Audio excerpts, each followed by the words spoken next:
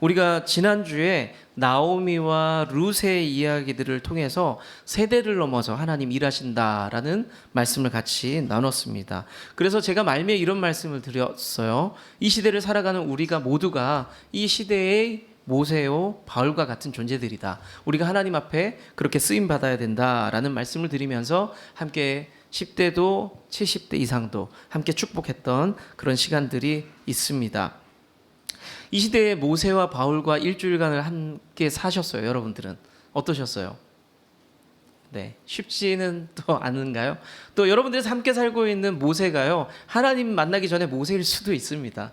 네, 양치던 그 모세일 수도 있고요. 하나님을 만나기 전에 그 이집트 왕자의 모습, 목이 곧고 그런 모세일 수도 있겠죠. 그리고 여러분들 집에 있는 그 바울이 또 주님을 만나기 전에 잘못된 열정으로 살았던 그 바울일 수도 있어요. 알 수 없습니다. 하지만 하나님께서 그 사람들을 통해서 분명히 뭔가 하신다는 거죠. 세대를 뛰어넘어서 하나님이 하신다는 말씀을 드렸습니다. 그런데 우리가 같이 어울려 살면서 불편함이 없을 수 없죠. 누구나 불편할 수 있고 어려울 수도 있습니다. 그런데 너무너무 중요한 것, 하나님의 일을 하면서 하나님의 일을 만들어가면서 너무너무 중요한 것은 지난주에 봤던 나오미와 룻의 태도를 우리가 보자는 겁니다. 하나님이 지금 이 상태를 보는 것이 아니라 우리의 태도를 통해서 분명히 뭔가를 하시겠다는 겁니다. 우리의 삶의 태도를 통해서. 혹시 기억나시나요? 나오미는 어떤 모습을 보였나요?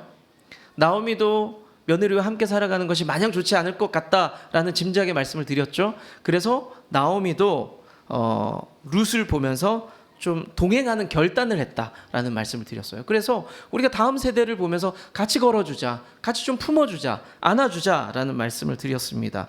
그리고 룻은 어떤 모습이었습니까? 시어머니를 보면서 사랑하고 존중하는 모습을 보여줬죠.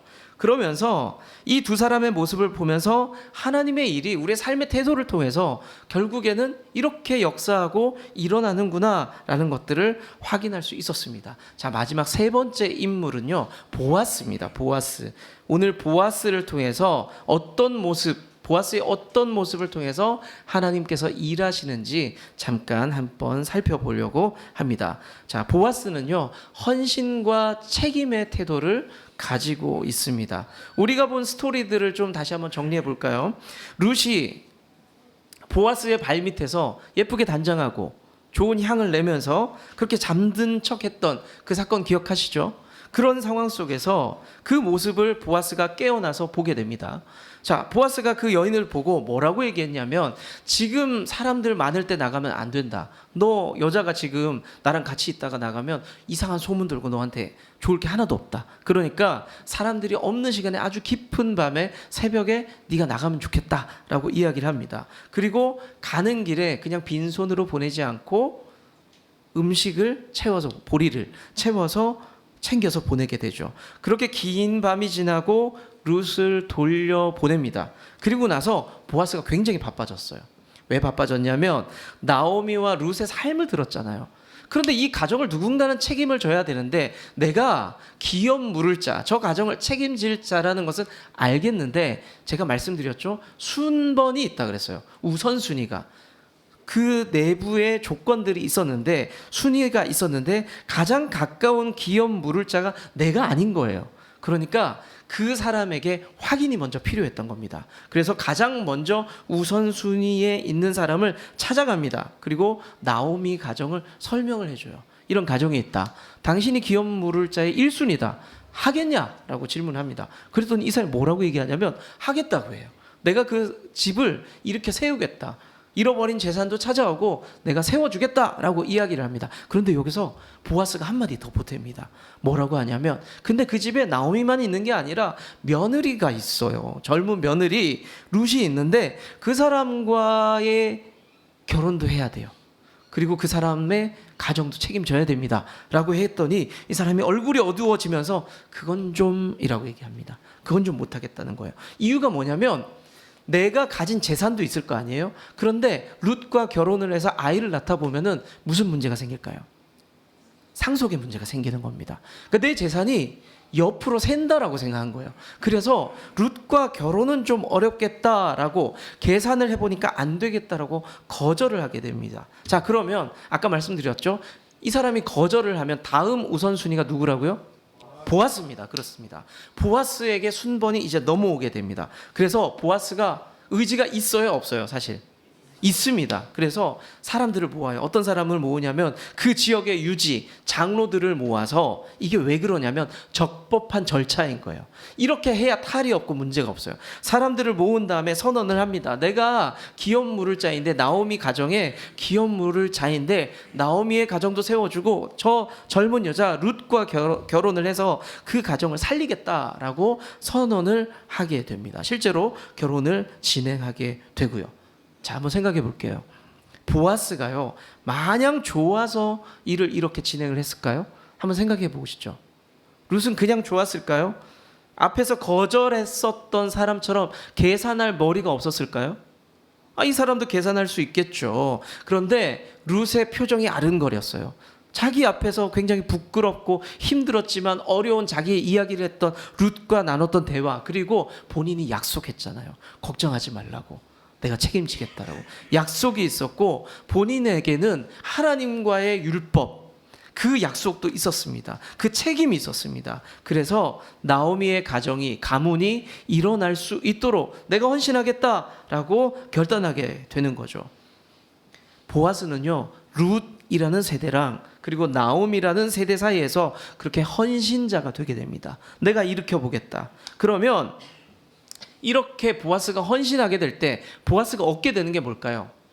뭐를 얻게 될까요? 예쁘고 젊은 아내? 네, 저도 그 생각이 먼저 들었거든요. 젊은 아내를 얻어서 지금 보아스가 너무너무 기쁠까요?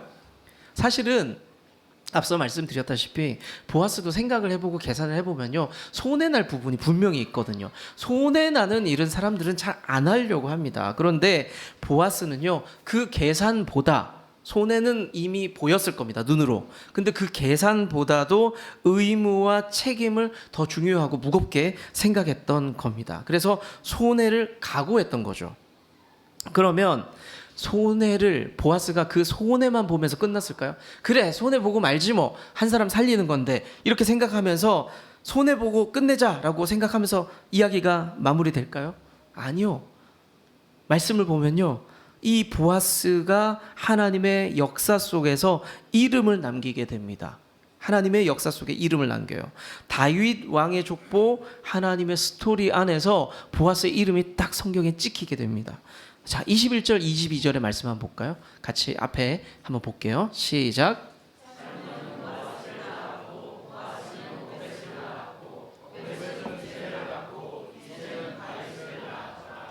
예, 보아스가요, 다윗 왕의 증조 할아버지가 됩니다. 증조 할아버지. 자, 그러면 우리 집안이 이 사건을 통해서 왕족이 되네? 그냥 그것으로 최고 보상받았다, 이렇게 생각하면 끝날까요? 여기서 끝? 이것도 괜찮죠. 그런데 성경이 여기서 끝내지 않습니다. 어떻게 더 이어가냐면, 다윗 왕의 계보를 통해서 우리가 잘 알고 있죠. 누가 태어납니까? 예수님이 태어납니다. 예수님이. 결국에 보아스의 헌신과 책임을 통해서 하나님이 일했다는 것을 볼 수 있죠. 계산하지 않고 하나님이 주신 원칙대로, 그리고 하나님 주신 부담대로 살았더니 그 인생을 들어서 인류를 구원하는 예수님의 족보가 이어지게 됐다는 것을 우리가 볼 수가 있습니다. 우리가 다음 세대를 생각하고, 어른들이 다음 세대를 생각하면서 헌신하는 것은요, 손익을 계산을 못하는 바보라서 그런 게 아니에요. 우리 교회가 보세요. 조금 찬양이 젊어요. 근데 어른들은 찬송가 너무 좋잖아요. 찬송가 하고 싶잖아요. 그런데 왜 같이 이렇게 함께하고 조금 양보하고 그렇게 해요? 다음 세대 생각하는 거 있잖아요. 다음 세대가 함께 예배하고 그걸 원하기 때문에 조금 양보하는 부분도 있다는 겁니다. 계산할 줄 몰라서가 아니고 힘이 없어서가 아니라는 거죠. 여러분들이 자녀들을 사랑할 때, 자녀들을 사랑할 때 계산할 줄 몰라서 사랑하면서 헌신하세요? 계산할 줄 몰라서 바보예요?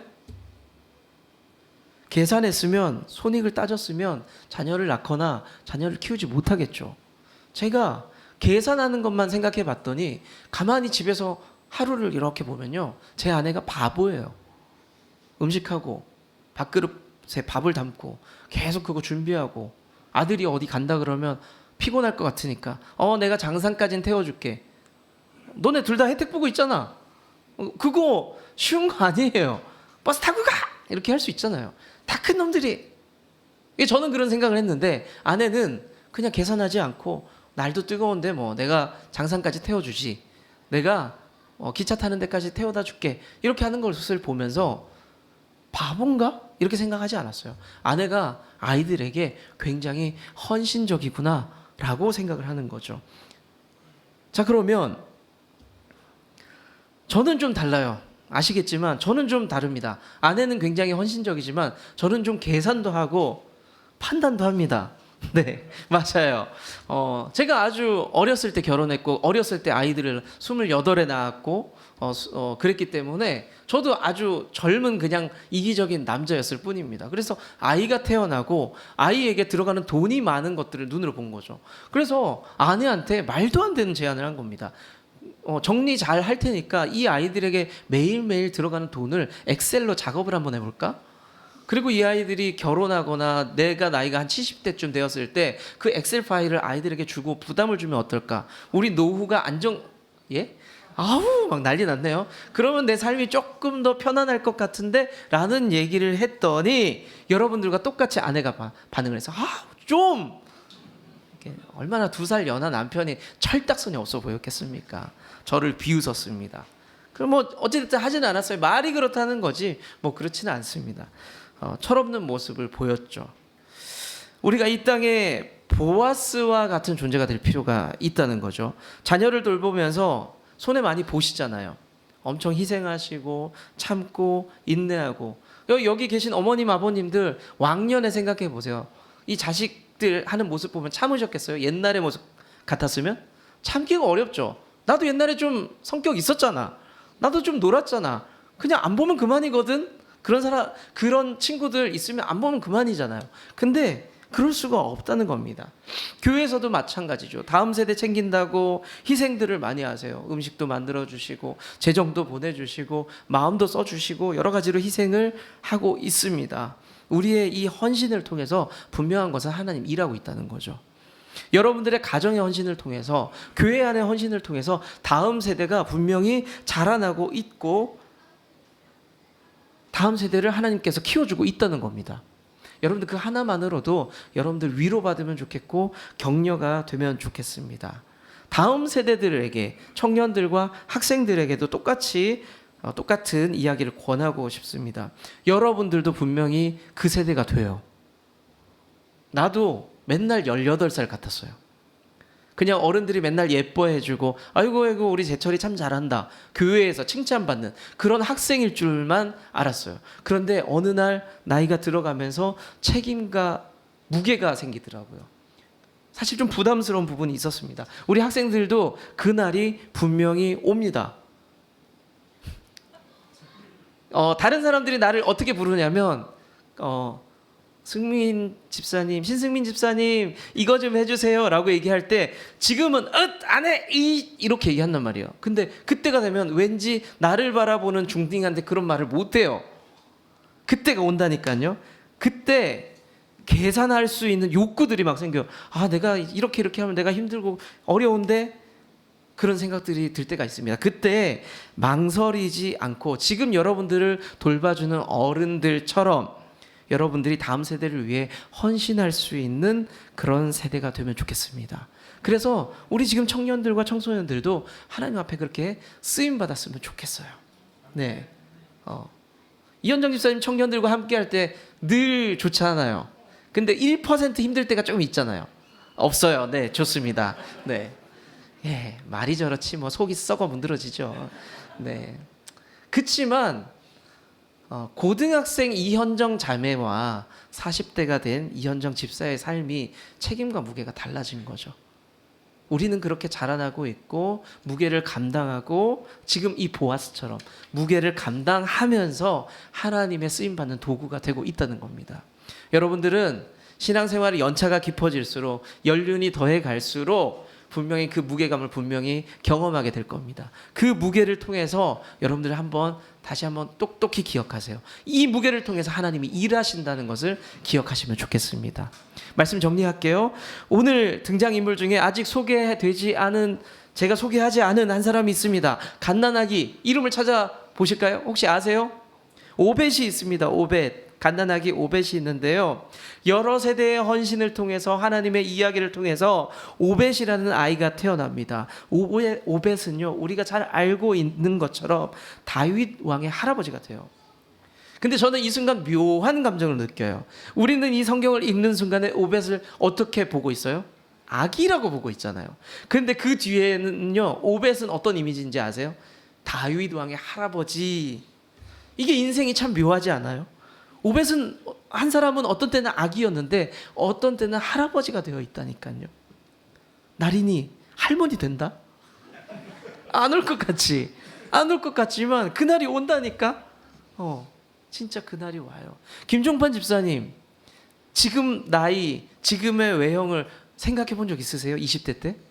감이 안 오잖아요. 근데 우리는 누구나 그렇게 자라가면서 모습도 달라지면서 또 다른 책임감을 느끼면서, 근데 그것들을 감당하면서 살아갈 때에 우리가 하나님께 쓰임받는 도구가 된다는 겁니다. 오늘 룻기를 마치면서, 이제 룻기가 끝납니다. 룻기를 마치면서 제가 고개를 끄덕일 수밖에 없는 것이 있습니다. 뭐냐면 세상은 그냥 돌아가지 않는다. 지구가 돌고 지구가 태양을 돌고 이런 것처럼 그냥 돌아가지 않는다. 누군가의 헌신과 수고를 통해서 하나님의 역사가 흘러가고 누군가가 또 다른 다음 세대가 일어나고 있다는 거죠. 그 흐름 속에서 전 인류를 구원하실 예수님이 나타나게 됩니다. 그 과정 속에 우리가 타고 올라가니까 우리가 룻기를 통해서 봤죠. 시어머니를 극진히 섬긴 룻의 사랑과 섬김이 있었고, 또 보아스의 책임과 헌신을 통해서 하나님의 일들이 진행되고 있었던 거죠.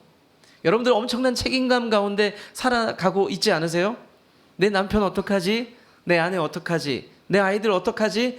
이런 마음들, 그 부담과 책임감이 분명히 있을 겁니다.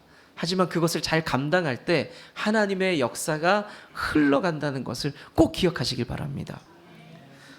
저는 여기 앉아있는 우리 모두가 하나님의 도구가 되면 좋겠어요. 나이도 다르고 문화도 다르고 배경도 다르지만 우리 모두가 사랑하고 헌신하면서 희생하면서 하나님의 일들을 우리가 같이 좀 세워가면 좋겠습니다. 서로 다르면 불편하거든요. 서로 다르면 많이 불편합니다. 하지만 다르기 때문에 서로를 채워줄 수도 있고 그리고 세워줄 수도 있습니다. 아까 제가 봤는데 저 뒤에 있는 문을요, 잠그려면 이게 잠금 장치가 위에 있어요. 어떤 여성분이 안 되는 거예요. 그랬을 때 키 큰 집사님이 가서 이걸 해주시더라고요.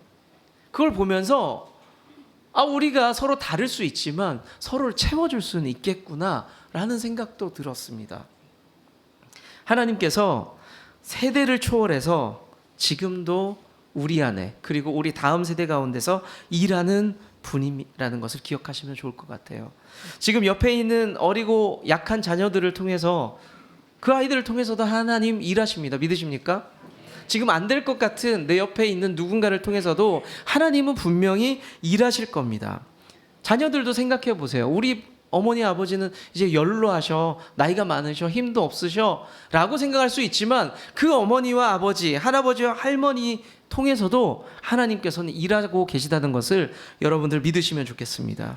우리 모두가 축복의 통로고 하나님의 도구가 됩니다. 믿으십니까? 네. 옆에 분들에게 한번 말씀해 보세요. 그러면 당신을 통해 하실 일이 기대됩니다. 한번 얘기해 주세요. 네. 그런 기대를 가지고 서로를 향해서 축복하고 격려하며 세워주는 우리 좋은 나무 교회가 되면 좋겠습니다. 한 가지만 더 얘기하고 마치도록 하겠습니다. 우리 교회에는요, 제가 화분을 그렇게 좋아하진 않아요.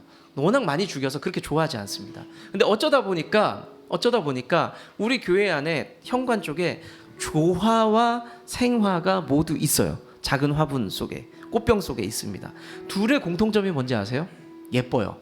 맞아요. 진짜 예뻐요. 예쁩니다. 근데 차이가 있는데 조화는요, 편해요. 그냥 그대로 있습니다. 시들지도 않고 가끔 먼지만 털어주면 돼요. 계속 그렇게 예쁩니다. 생화는 뭐가 불편할까요?